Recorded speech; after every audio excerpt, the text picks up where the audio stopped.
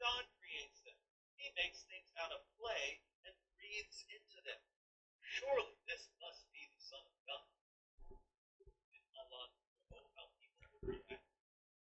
Did Allah want to mislead people? And we can't ignore the fact that, according to the Quran, Muhammad couldn't perform miracles. Surah 29, 50 to 51. And they say, why have signs not been sent down unto him from his Lord? Say, O Muhammad, signs are with God alone. I am only a clear warner. Does it not suffice them that we have sent down unto thee a book that is recited unto them? Surely in that is a mercy and a reminder for people who believe. No miracles before Muhammad. Closest he got to a miracle was delivering the worst book I've ever read. So, Jesus spent his life healing people and telling people to believe in God. For some reason, people wanted to kill him. But they failed, because Allah wouldn't let Jesus' enemies kill him. As we read, enemies kill him. Okay, so we get the gist of David Wood's argument. He says that the Prophet Muhammad did no miracles according to the Quran. And he quotes the Quran, chapter 29, verses 50 to 51.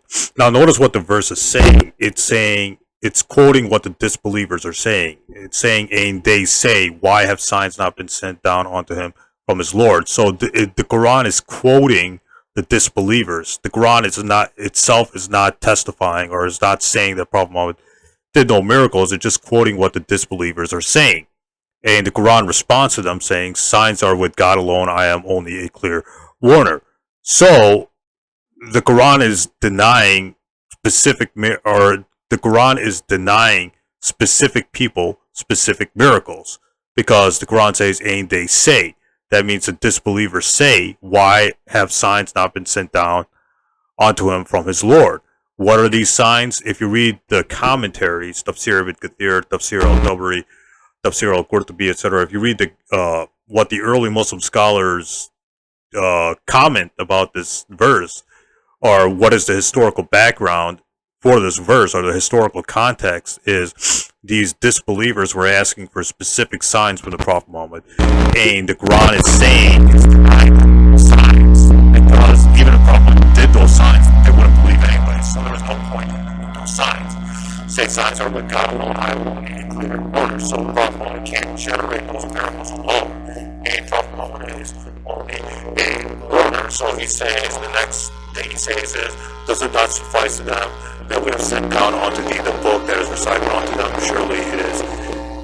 Surely in that is a mercy and a reminder for those who believe. Now, what else what the Quran is saying? It says, does it not suffice for them that we have sent down the book? So the Quran is saying, isn't it enough of a miracle that the Quran came down? The Quran is not saying that we give you no miracles but the Quran, or the Quran is the only miracle. Notice what the verse says. It says, is it not enough? Does it not suffice? That means, is it not enough for them that we have sent down the Quran? The Quran is not saying the Quran is the only miracle, or you don't get any miracles but the Quran. So Sam Shamoon already, came up with this argument in his article over here. And again, like, where does David Wood and Sam Shamoon say that the Quran is the only miracle? It seems that David Wood is very confused and Sam Shamoon are very confused. All the verse is saying is that the Quran is not enough for you. What more could you possibly want? You keep asking for miracles and signs, that the Quran is not enough for you. That's all this means. Now, how does that mean that it is the only miracle? I don't know. Perhaps David Wood can enlighten, or Shamoon can enlighten us. The verse does not say we give you no miracles but the Quran, nor does it say you ask for a signs and the Quran is the only sign. The verse says nothing like that. The Quran is the only. The Quran is not saying it's the only miracle. It's a lie and distortion of what it says. It's saying this is not enough. It's not saying this is all you get, and therefore, David Wood and Sam Shamoon need to learn common sense. So the Quran is saying, this is the Quran is enough of a miracle, because the Quran is an everlasting miracle. The miracles the miracles of Jesus or the miracles of Moses were limited. Like only some people can see the miracle. The miracles of Jesus and Moses were only seen by the people around Jesus and Moses. But the miracle of the Quran is everlasting because the Quran is still memorized and produced. Whether it's produced in written books or whether people orally recite the Quran is basically all over the place. And 1,400 years later, it's recited online, it's recited on YouTube, it's recited, on people's phones, it's on people's phones, it's on book format, it's in, like iPad format, etc. So the Quran is like all over the place. So that's, that's a miracle of the Quran, the fact that it's like spread all over the place.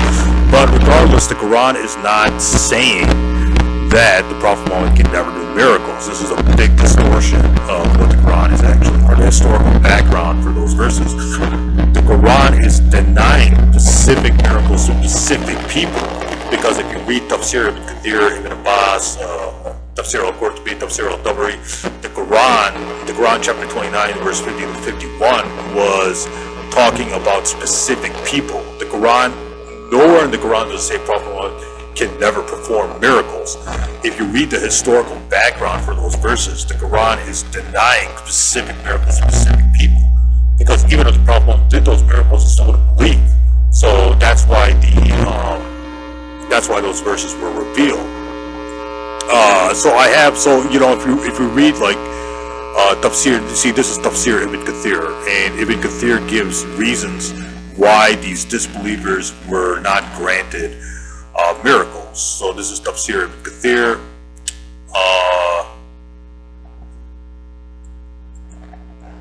Right, so this is Tafsir Ibn Kathir commenting on the Quran chapter 2 verse 145.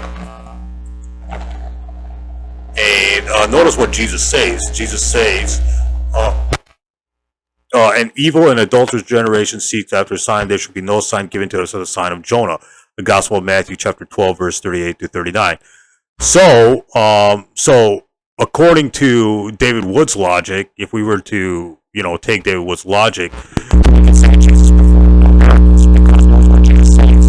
He says an evil and adulterous nation seeks after a sign. There should be no sign except the sign of Jonah, or the sign of Prophet Jonas. And again, this is the Gospel of Matthew, chapter 12, verse 38 to 39. So notice what Jesus is saying. Jesus is denying specific miracles to the Pharisees. Of course, if you read the New Testament, Jesus did miracles.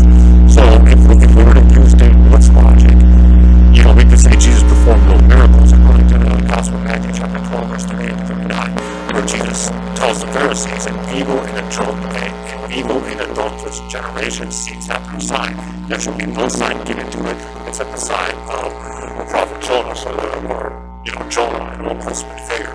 So, using David Wood's logic, we can say, Jesus never performed miracles according to the Gospel of Matthew, chapter 12, verse 38 to 39. So David Wood would respond, or Christians would respond, no, that's not what the verse is saying. The verse is denying specific miracles to the Pharisees, or Jesus is not going to perform miracles to the Pharisees, because the Pharisees are evil and adulterous people.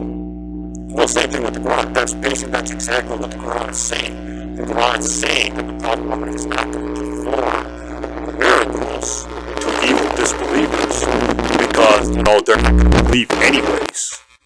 You see, so that's basically what it's saying. So the Quran and the New Testament are basically denying specific miracles to specific disbelievers, and in the New Testament cases, the Pharisees, because these people are not going to believe anyways. They're evil and they're not going to believe anyways. Notice what Jesus says, only an evil and adulterous generation seeks after a sign. So that's the same logic the Quran is using, because again, David Wood doesn't cite Tafsir Ibn Kathir, Tafsir Ibn Abbas. He doesn't cite the historical background or the historical context for the Quran chapter 29 verse 50 to 51. If you read Tafsir al-Tabari and Tafsir al-Qurtubi, and these are early Muslim scholars who wrote a commentary on the Quran, the Quran is denying specific miracles miracles to specific people. But nor does the Quran say Prophet Muhammad never did miracles. Because if we were to use David Wood's logic, we can apply the same thing with Jesus. Because Jesus says, no sign, there shall be no sign given except the sign of Jonah. So using David Wood's logic, we can say Jesus never did miracles except, the sign of Jonah, whatever that is. So notice what Jesus says, there shall be no sign given to the Pharisees, there should be no sign given to, these disbelievers.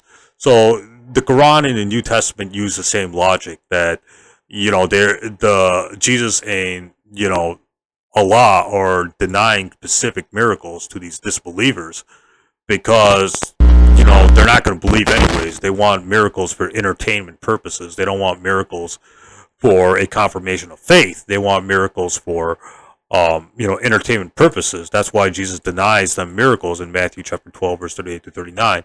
And that's why the Quran is denying them miracles.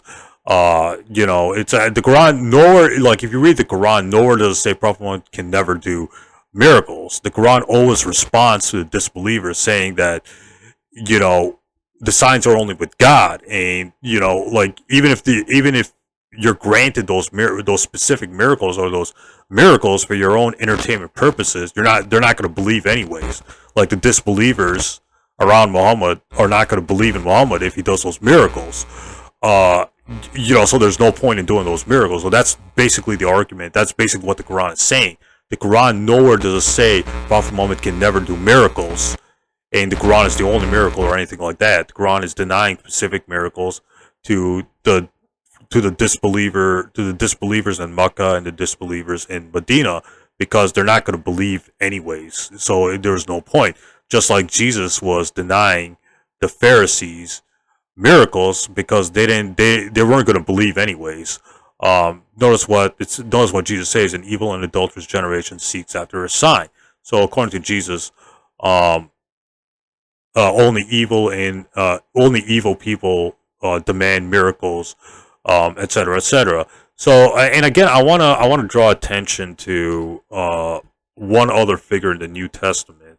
So, I just want to point out David Wood's hypocrisy here. So, according to the New Testament, John the Baptist didn't do miracles. So, let me just pull up that verse right now.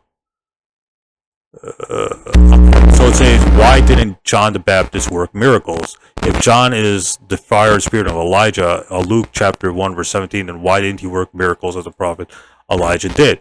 So notice what the New Testament says. It says John performed no sign. That means according to John chapter 10 verse 41, John the Baptist didn't do miracles. So even if, let's just say for the sake of argument, even though that's not true, according to the Hadith, that's not true.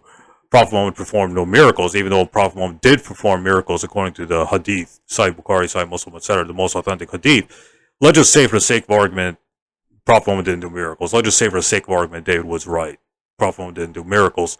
That still wouldn't invalidate him from being a prophet because John the Baptist himself performed no miracles. According to John chapter 10, verse 41, yet Christians still believe John the Baptist is coming in the spirit and power of Elijah, Gospel of Luke chapter 1 verse 17, and John the Baptist was a prophet according to Christian theology. So, even if the Prophet Muhammad did no miracles, John the Baptist himself didn't do miracles according to John chapter 10 verse 41, and Christians still think of him as a prophet, even though he performed no miracles according to John chapter 10 verse 41. So, if we want to use this logic, if David Wood wants to play this game, or if he wants to use this logic, we can use this logic against John the Baptist and Jesus. And of course, Christians accept Jesus and John the Baptist, despite John the Baptist not doing miracles and Jesus denying miracles to the Pharisees. They still accept that Jesus did miracles according to other places in the New Testament. Well, if you read the Hadith, Sahih Bukhari, Sahih Muslim, Prophet Muhammad performed miracles. Prophet Muhammad was able to multiply milk and food, and he split the moon in half, and he had other visual miracles like healing people, etc., etc. So the Prophet Muhammad did miracles to specific people, etc., etc., or in front of specific people. Like trees were able to move. Prophet Muhammad was able to, use telekinesis to move dates. According to the History of Al-Tabari, Volume 6, Prophet Muhammad did miracles, or he had some telekinetic power where he was able to move trees and move it back, and he was able to do miracles in front of people, in front of eyewitnesses, or in front of people, like healing people. Prophet Muhammad had water coming out of his hands at one point. Prophet Muhammad supernaturally provided food for people, or he multiplied food. According to Sahih Muslim and Sahih Bukhari, etc., etc. So my point is that the Quran is not saying Prophet Muhammad can never do miracles. The Quran is denying specific miracles to specific people, just like Jesus was in Matthew chapter 12, verse 38 to 39. So we have to look at the historical context to why those verses were revealed. They were revealed in response to um, disbelievers, and the Quran responds to them, saying that like the author of the Quran knows what they're doing. They're asking for miracles for entertainment purposes and not to believe, and the Quran is denying them miracles because the author of the Quran, or Allah, knows they're not going to believe anyways, even if they get those miracles. Just like Jesus is denying the Pharisees miracles, or Jesus is denying the scribes and the Pharisees signs, because Jesus says, "An evil and adulterous seeks after a sign; there shall be no sign given to it." So Jesus knows that these are evil people, and they're not going to believe if they get the miracle or the sign they're asking for. So that's why Jesus is denying them miracles, according to the Gospel of Matthew chapter 12. So that's the whole point of the Quran denying miracles, or denying signs to people. It's denying specific signs to specific people, but nowhere in the Quran does it say Prophet can never do miracles. Just like Jesus was denying the Pharisees and the scribes miracles, according to the Gospel of Matthew chapter 12. So hopefully this clarifies this whole alleged argument that Prophet Muhammad performed no miracles. Stay tuned, more videos coming up ahead.